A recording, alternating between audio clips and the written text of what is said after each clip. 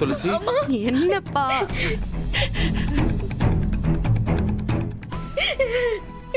என்னம்மா? அப்பா, எங்கப்பா போனீங்க? உங்களுக்கு காலையில இருந்து தெரு தெருவா தேடிக்கிட்டு இருக்கோம்.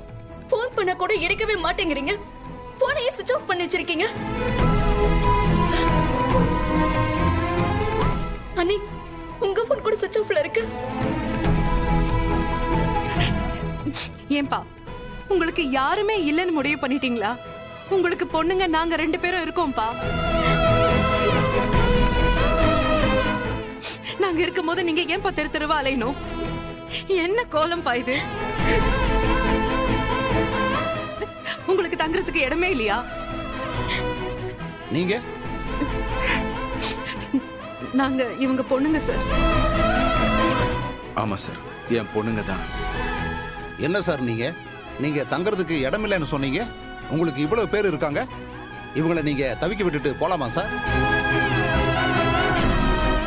மாமா, உங்களுக்கு என்ன பிரச்சனையா இருந்தாலும் முன்னாடி வந்து நிக்கிறதுக்கு மூத்த மாப்பிள்ள நான் இருக்கேன்.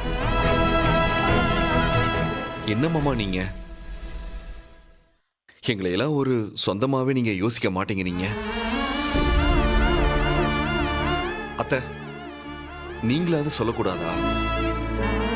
இல்ல வெற்றி, ஏன நீயும் எங்களை ஒதுக்கி வச்சுட்டல.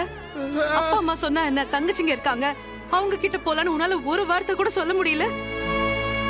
புரியுதுன? அப்ப நாங்களும் உங்களுக்கு வேண்டாதவங்களா போயிட்டோம்ல. எவ்வளவு கஷ்டமா இருக்கு தெரியுமா? நீங்க இப்படி ரோட்ல அலைஞ்சுகிட்டு இருக்கும் போது நாங்க மட்டும் வசதியா வாழணுமாப்பா? அழாத. ஏப்பா,